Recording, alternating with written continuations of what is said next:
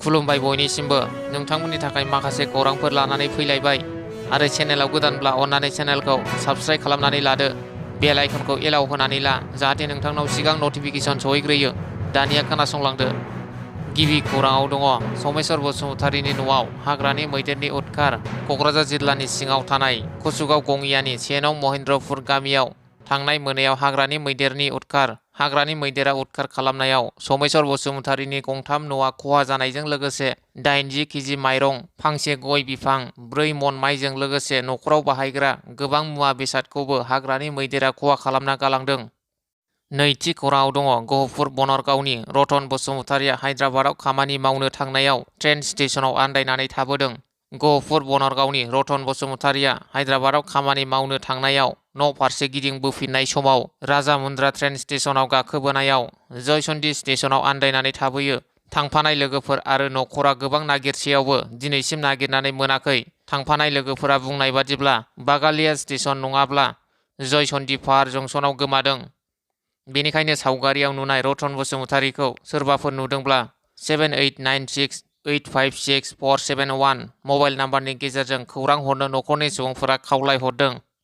थामथि खौराङाव दङ भुटाननि हादरारि सान फालिनायाव आसामनि गिबि मन्थ्रि डक्टर हिमन्त बिश्व शर्माया बाहागो लागोन। आसामनि गिबि मन्थ्रि डक्टर हिमन्त बिश्व शर्माया टेम्पु दावबायनाय समाव भुटाननि हारिमुवारि हानजाया गिबि मन्थ्रिखौ बिहु मोसानानै बरायो। ब्रैथि खौराङाव दङ सनितपुर जिल्ला दुलाराय बर' फरायसा आफादनि खुंगा 52थि बोसोरसालिया जुथुमा आरो सात धेकियाजुलि दख'रा एबसुनि खुंगा 17थि बोसोरसालिया जुथुमाखौ सानथामनि मेहेरगोनां हाबाफारिजों 1 नं सिजौगुरि गुदि फरायसालिनि गेलेग्रा फोथाराव फैगौ 9, 10 आरो 11 जानुवारि 2025 खालाराव खुंफुंनो थाखाय थि खालामदों। बाथि खौराङाव दङ गुणबती बसुमतारीनो मानगोनां जोहोलाव नीलेश्वर ब्रह्म बान्थाजों लोगोसे 2 लाख रांनि बान्था गथायदों। CM प्रमद बर'आ बिटिआर सरकारा 4 बोसोर आबुं जानायाव बिटिआर सरकारनि हारिमुवारि बिथिङाव साबसिन बिहोमा होनायनि थाखाय गुणबती बसुमतारीनो मानगोनां जोहोलाव नीलेश्वर ब्रह्म बान्था गथायनायजों लोगोसे 2 लाख रांनि बान्था गथायदों बिटिआरनि CM प्रमद बर'आ। आरो बे सावथुन मुलुगनि सासे मुंदांखा फावगिरि गुणबती बसुमतारी दांखोलोदोआ बिटिआर सरकारनिफ्राय जोहोलाव नीलेश्वर ब्रह्म बान्था 2024 खौ मोननो हानानै जोबोद गोजोननाय फोरमायनायजों लोगोसे बिटिआर सरकारनिसिम साबायखर बावदों। द'थि खौराङाव दङ हावलिनि बेसिक ट्रेनिं सेन्टाराव लामायाव पुलिसा सेबनानै मैया मोनाबिलियाव आइसि गपाल बरानि दैदेननाय पुलिसनि मोनसे हानजाया स्रोद सुलुंनि बिथाजों 2 ड्राग्स फालांगिरिखौ हमनो हायो। हमनो मोननाय 2 ड्राग्स फालांगिरिखौ हावलि खैमारिनि खाइलुर इस्लाम आरो आजिजुर रहमान होनना मिथिनायजों लोगोसे बिथांमोननि लोगोआव ड्राग्सजों आबुं 2 साबुननि केस 2 मबाइल फन मोनो होनना पुलिसनि फारसेनिफ्राय फोरमायदों। लोगोसेनो हमनो मोननाय ड्राग्सनि बिबांखौ 23.83 ग्राम होनना मिथिनो मोन्दों। स्निथि खौराङाव दङ दुखुनांथाव खौरां फिन आरोबाव बिजनीआव मानास हाग्रामानि मैदेरनि उदखार हाग्रानि 2 मैदेरा खनसे नङा खननै गंसे न'खरावनो उदखार खालामदों। हाग्रानि 2 मैदेरनि गाग्लोबनायाव न'-बांजों लोगोसे गोबां माइ माइरंफोरा सिलिंखार जादों। खौरां मोननाय बादिब्ला थांनाय बृहस्पतिबार मोनानि 10 बाजिसोआव हाग्रानि मैदेरा फैनानै गोबां उदखार खालामनानै थांदोंमोन। बेनि उनाव फिन आरोबाव थांनाय रबिबार मोनायाव न'-बांजों लोगोसे माइ माइरंखौबो सिलिंखार खालामलाङो। हाग्रानि मैदेरा गोरिब न'खरनि मनिका नाथआ फिसाय गोमाखांनायनि उनाव गावनि 2 उन्दै गथ'फोरखौ लानानै थानो न' गैजायैलाय सरकारनिफ्राय गंसे न' मोनदोंमोन। नाथाय दुखुनांथाव बाथ्रा दि देग्लायसो सरकारनिफ्राय मोनगोदान न'खौ मानास हाग्रामानिफ्राय फैनाय 2 मैदेरा खेबसे नङा खेबनै थेर-बेथेर खालामनाया न'खरजों लोगोसे ओनसोलनि थागिबि सुबुंफोरखौ थानो गिखांहोदों। खौरां मोनबावनाय बादिब्ला दुखुथिया न'खरा दिन हाजिरा मावनानै जायोमोन आरो सरकारनिफ्राय मोननाय गंसे न'आव थानानै जिउ खुङोमोन। नाथाय बेबो सिफाय जानायाव राहा गोथे जानांदों दुखुथिया न'खरा। 8थि खौराङाव दङ सासे आइजो गोमानानै दङ। गसाइगाव महकुमानि कुसुगाव थानानि सिङाव थानाय फाथैबारि गामिनि सुलेखा नार्जारिया गावनि असे न'आव बिमा लोमजादों होनना थांदोंमोन आरो 1 सप्ता जाखांनायनि उनाव गावनि न'निफ्राय थांनाय बिस्तिबारखालि फिसायनि न'आव फैफिननो होननानै ओंखारबोदोंमोन होनना फिसाइया बुंदों। नाथाय दिनैसिमबो फिसायनि न'आव थांफिनाखै सुलेखा नार्जारिया। कुसुगाव फाथैबारि गामिनि सोमजोरो नार्जारिनि बिसि सुलेखा नार्जारिया गुबुन हौवाजों खारखुमानानै दं होनना फिसाइया सन्देह खालामदों। बेनिखायनो सोरबाफोर सुलेखा नार्जारिखौ नुयोब्ला 7041087564 मबाइल नाम्बाराव खौरां हरनो थाखाय खावलायहरदों। फिसाइ सोमजोरो नार्जारिया। गुथि खौराङाव दङ भारतनि मुंदांखा मेथाइ रोजाबगिरि मनाली ठाकुरा 12 जानुवारि खालि 64थि बर' थुनलाइ आफादनि बोसोरसालिया जथुम्मायाव दिन्थिफुंनो थाखाय उदालगुरियाव फैगोन।